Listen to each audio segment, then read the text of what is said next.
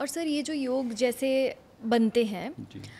और आपने आज प्रिडिक्शन कर दी वो योग स्टडी करके, पर ऐसा भी होता है कि वो चीज़ होने से पहले ही योग बदल जाए।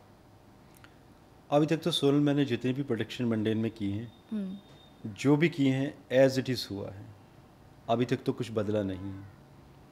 बल्कि कोविड के समय मैंने ऐसी कोई प्रोडक्शन नहीं की थी। हाँ, मेरी दादी जी कौशल्या कपूर, वो मुझे कह भी नहीं थी 2019 के शुरू में, हम्म। बिकॉज़ वो ज्योतिष की बहुत बड़ी ज्ञाता थी अच्छा। एंड बहुत अच्छी आयुर्वेदा में एक्सपर्ट थी, क्योंकि हमारी फैमिली बहुत सारे वर्षों से, आई थिंक 300-400 वर्ष की हिस्ट्री है पुरानी, जिसमें आज भी हमारे पास आयुर्वेदा की ऐसी ऐसी किताबें हैं जो किसी के पास नहीं हैं, या जो फॉर्मूलाज हैं। तो उन्होंने मुझे कहा था कि जनवरी 2019 में कि बेटे इस वर्ष मैक्सिमम प्लैनेट केतुस के नक्षत्र में आएंगे और ये महामारी लेके आएगी पूरी दुनिया में। तो बल्कि शी वॉज सो इंटेलिजेंट, उन्होंने अपनी डेथ प्रेडिक्ट कर दी थी। उन्होंने कहा था कि जब भी मकर संक्रांति आएगी 2022 की, हम्म। तो बस उससे मैं 8 या 10 दिन पहले निकल जाऊंगी, तो तू घर आ जाना। तो 4 जनवरी 2022 में वो चली गई थी, उनकी प्रेडिक्शन से 10 दिन पहले ही। 102 वर्ष की थी, चश्मा नहीं लगाती थी, बिल्कुल फिट थी, कभी कभी लगा लेती थी वो पढ़ती बार। 0.-25, शी वॉज़ वेरी फिट। तो सोचिए, कहीं ना कहीं उन्हें पता था कि ऐसा होने वाला है। और उन दिनों में मैं यूट्यूब में एक्टिव नहीं था सोनल, बिकॉज़ कोशिश की थी, लेकिन जब कैमरा ऑन होता था तो मेरी आवाज़ बंद हो जाती थी, सिटी पिटी गुम। तो उसके बाद जब घर में थे और जब पूरी दुनिया कोविड की बात कर रही थी, तो मुझे आज भी याद है कि मैंने वाइफ से कहा कि अभी 11 अप्रैल 2020 को भूकंप आएगा दिल्ली में। तो उन्होंने कहा कि नहीं, आज तुम वीडियो बना ही दो। तो उन्होंने अपने मोबाइल से फटाफट एक रिकॉर्डिंग की और हमारे यूट्यूब में डाल दी थी। तो उस दिन से शुरुआत हो गई मेरे वीडियोस देने की। पहले अच्छा। भी प्रिडिक्ट करता था मैं, but I was not camera friendly. So लोगों को प्रिडिक्शन सुननी अच्छी भी लगी और भूकंप भी आ गया। सो इंडिया न्यूज़ वालों ने मुझे लाइव भी ले लिया कि how did you predict when the country and the whole world is talking about Covid, numbers count किए जा रहे हैं और आप भूकंप की बात कर रहे हो। भूकंप हो भी गया सेम टाइम पे। हम्म। फिर उसके बाद मैंने भूकंप की बहुत सारी प्रेडिक्शन दी and all are correct 100% accuracy के साथ। अगर मैं 99 कहूँ तो ऐसे कहूँगा मैं कि मैंने कहा कि भूकंप 7 तारीख को आएगा, तो 8 तारीख को 2 बजे आ गया हो सुबह। या मैंने कहा कि रेक्टर स्केल 7 होगा तो 6 पे आ गया हो, तो इसे 99 कहेंगे। अदरवाइज़ देखिए, एक दिन आगे पीछे आना उसे एक्यूरेसी ही कहेंगे बेसिकली आप। वो भी उस समय जब सिस्मोलॉजिस्ट फेल हो जाते हैं और मेरा जैसे व्यक्ति अकेला रिसर्च कर रहा है और डेट्स पे डेट दे रहा है कि भूकंप। अभी भी जो आपने देखा होगा तिब्बत में भूकंप आया, ये वीडियो अवेलेबल है मेरे चैनल पे। 23 दिसंबर को दिया गया था, 22 दिसंबर 2024 को।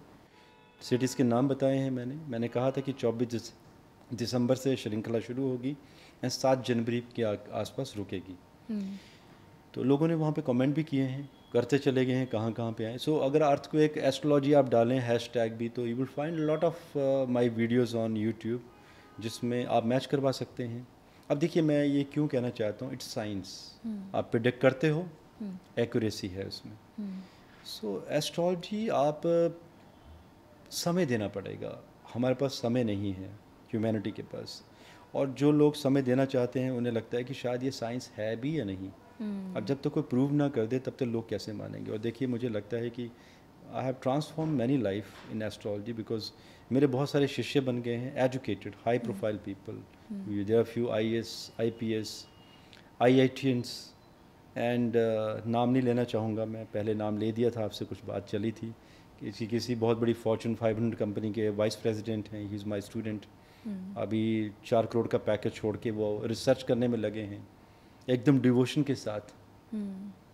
तो कहीं ना कहीं लोगों को ट्रस्ट हो रहा है ना सोनल कि yes, this is a pure science and इसके ऊपर काम होना चाहिए। काम हुआ कितना है? 1% भी काम नहीं हुआ है अभी तक।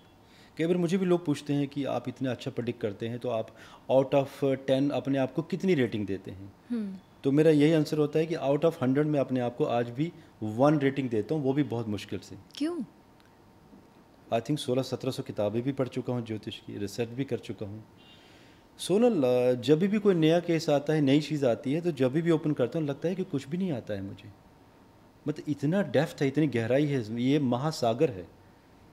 तो आप सोचिए ना, इतनी 5.5 लाख के आसपास कुंडलियाँ देखना, जिसमें एक दिन में मैंने 200-300 कुंडलियाँ भी देखी हैं। बिकॉज सैटरडे संडे मेरे जॉब होती थी आईटी की, तो मैं लोगों को हेल्प करता था। सुबह 7 बजे ही लोग आ जाते थे लाइन लगवा के, हर व्यक्ति को 2 मिनट 3 मिनट, तो शाम तक कई बार मैं दिन को कुछ सुबह ब्रेकफास्ट भी नहीं होता था, न लंच होता था, शाम को डिनर होता था।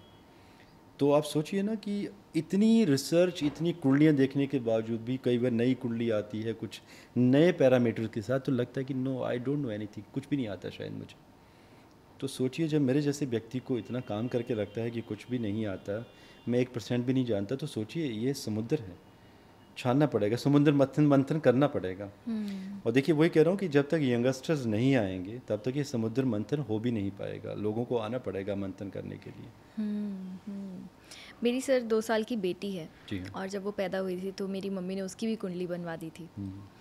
तो खैर हमारे घर में तो क्योंकि मैंने बचपन से देखा है तो मैं मानती भी हूँ, लेकिन आई एग्री कि आजकल यंगस्टर्स इस चीज़ में नहीं मानते हैं और कहीं ना कहीं उनका विश्वास जाता जा रहा है इस चीज़ से। But I agree they should believe in it. And जिस तरह की प्रेडिक्शंस आप करते हो, जिस तरह की चीज़ें आपने बताई हैं और वो सच भी हुई हैं, तो उसके बाद तो अभी आपकी 2025 वाली प्रेडिक्शन के बाद मुझे डर लग रहा है। आपको डर नहीं लगता सर कि ये जो प्रलय आएगी, जी हाँ, इसमें मेरे साथ भी कुछ हो गया तो?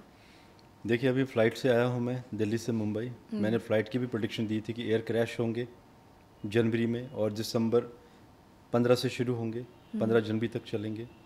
3 क्रैश हो चुके हैं, आई थिंक 4 हो गए हैं। मैं भी तो फ़्लाइट से आया हूँ, अब डरोगे किस क्यों? मतलब देखिए, मृत्यु लोक में है, आप कर्म करते चलो, चले जाओ और डरो मत आप किसी चीज़ से। अब मैं भी ये सोचने लगा कि नहीं, मैंने प्रेडिक्शन दी है, मैं भी तो फ़्लाइट में हूँ, नहीं डर नहीं सकते। अगर हमें काम करना है और अगर हमने सोच लिया है कि रिसर्च करनी है, प्रकृति फिर मौके देगी, कोई ना कोई जीवन फिर देगी आपको, फिर आप उसी जीवन में आएंगे, फिर वही रिसर्च करना शुरू करेंगे। तो जो आपने क्वेश्चन पूछा है, मुझे तो यही लगता है कि जो when ever I will have my next life, तो मैं अपने सबकॉन्शियस माइंड में ये डाटा इसको कैरी फॉरवर्ड तो ज़रूर करूँगा, एंड नेक्स्ट लाइफ में इसको मैं वहाँ से फिर शुरू करूँगा।